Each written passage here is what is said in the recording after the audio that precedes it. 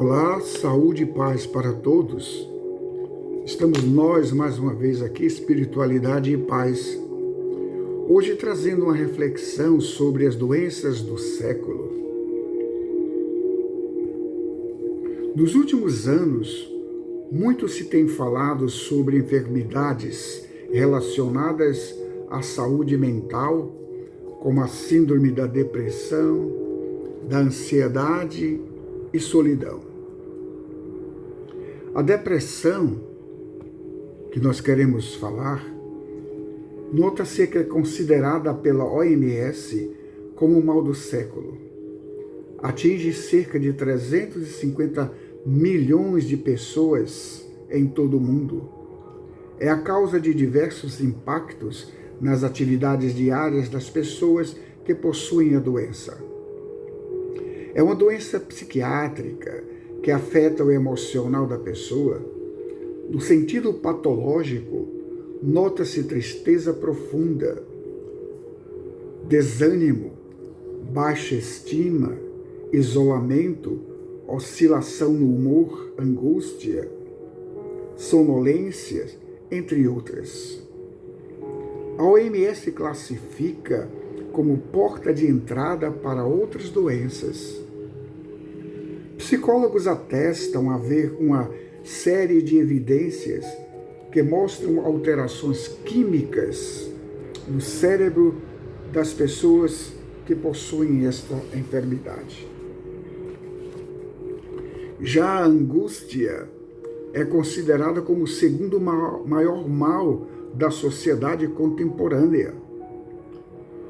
Os estudiosos do assunto afirmam que isto ocorre notadamente em maior número nos países desenvolvidos e em desenvolvimento, dado ao estado de trabalho, de busca do corre-corre do dia a dia desses grandes centros.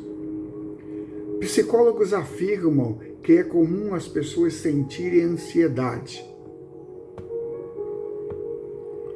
Sim, essa ansiedade é comum às pessoas em algum grau, mas não constante, porque quando passa a ocorrer com frequência, a tendência é nos prejudicar, pois gera paralisação no sentido de estarmos como que atônitos a todo momento, sendo esta uma porta aberta para o desequilíbrio emocional.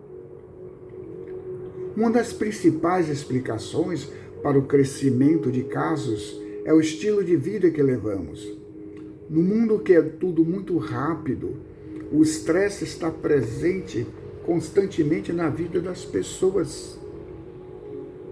Sim, as incertezas na vida comum, no ambiente de trabalho, a sobrevivência, as metas a serem cumpridas, os prazos do trabalho, tudo mais somados, nos leva a uma espécie de curto-circuito que nos paralisa e nos leva à depressão. A ansiedade diz ser uma resposta natural do corpo humano ao estresse.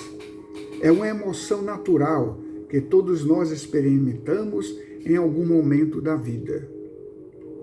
Já a questão da solidão, desde 2016, nós temos informações do Dr. John Kabat-Zinn, da Universidade de Chicago, que aponta a solidão como uma nova epidemia mundial.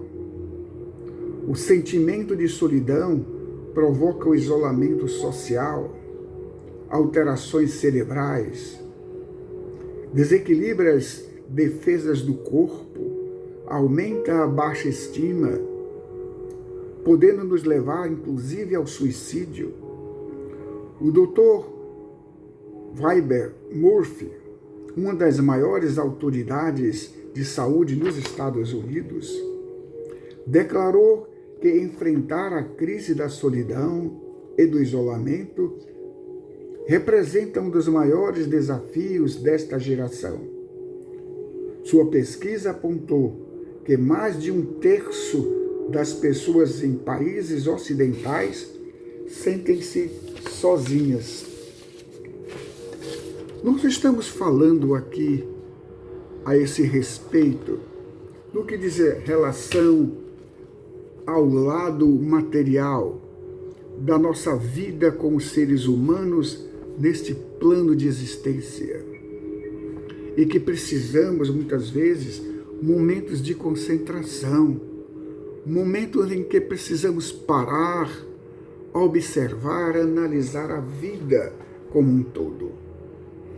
Joana de Ângeles, mentora de Divaldo Pereira Franco, no livro Homem Integral, no capítulo 5, ela nos chama a uma reflexão, dizendo que aspecto cruel que se origina nas paisagens do medo, a solidão, a depressão, é uma das ansiedades mais presentes na atualidade nos corações humanos. E é um dos mais graves problemas que desafiam a cultura e o homem. A necessidade de relacionamento humano, como mecanismo de afirmação pessoal, tem gerado vários distúrbios de comportamento nas pessoas tímidas, nos indivíduos sensíveis e em todos quanto enfrentam problemas para o intercâmbio de ideias, uma abertura emocional, uma convivência saudável. Experimentam assim na sociedade essas pessoas consideradas solitárias, muitas vezes por livre opção, que se consideram marginalizados ou são deixados à distância pelas conveniências dos grupos. O homem, no entanto, sem ideal, ele mumifica-se.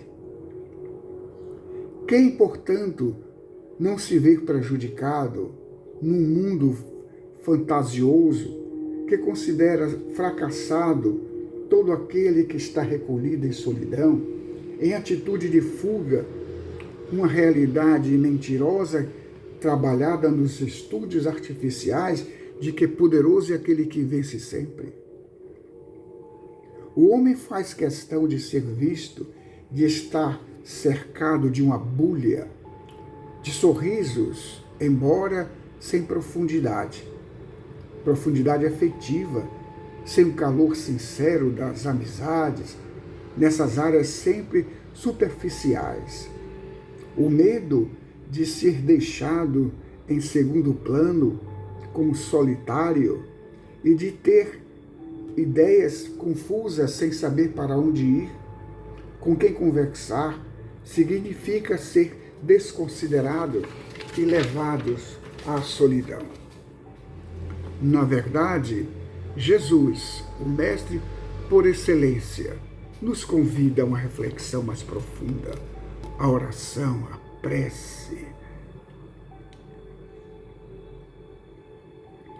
Ele que era assim considerado como psicoterapeuta por excelência, ao sugerir o amor ao próximo, a si mesmo, após o amor a Deus, como a mais importante conquista do homem, conclama-nos a amar a nós mesmos, a valorizar-nos, a conhecer-nos a nós mesmos, de modo a planificarmos com tudo aquilo que nós pensamos e a nos contentarmos com o que temos, multiplicando esses recursos em implementos de vida eterna e vida eterna saudável, no companheirismo, sem preocupação de receber respostas equivalentes. Fé no futuro, a luta para conseguir a paz íntima, eis os recursos valiosos para vencer a solidão, a depressão e o medo, saindo do arcabouço egoísta e ambicioso para as realizações eficientes e edificantes, onde quer que nós estejamos.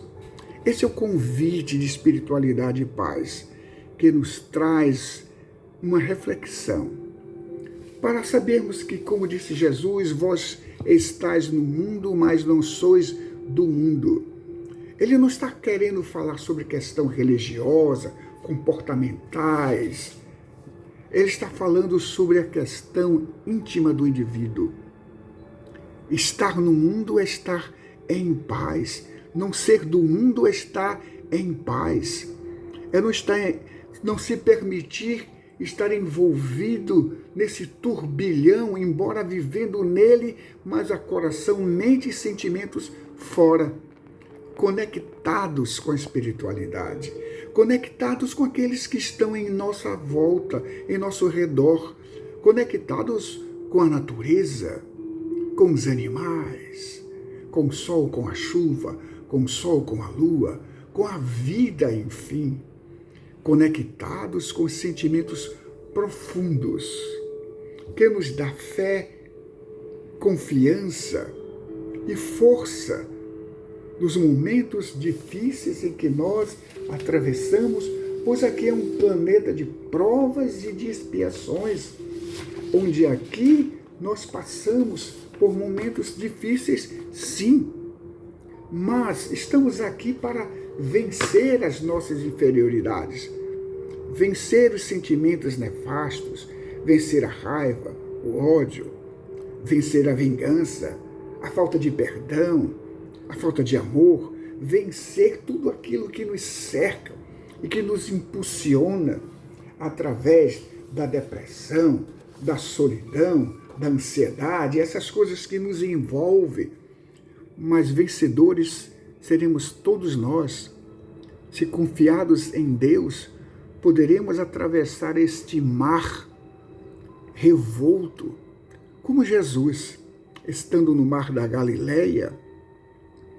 Eis que de repente vem uma ventania muito forte e agita o barco, sacudindo de um lado para o outro e a água penetrando no barco.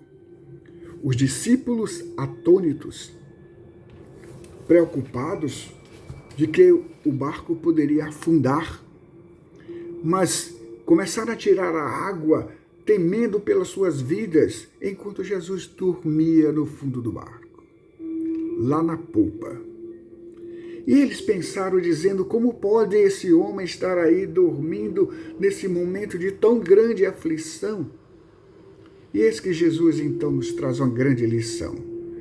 Ele levanta-se, faz uma prece, olha para os céus e com o poder que Deus lhe deu, com a força que trazia em si, ele ordena que os ventos acalmassem, parassem de agitar o barco, as ondas do mar se aquietassem.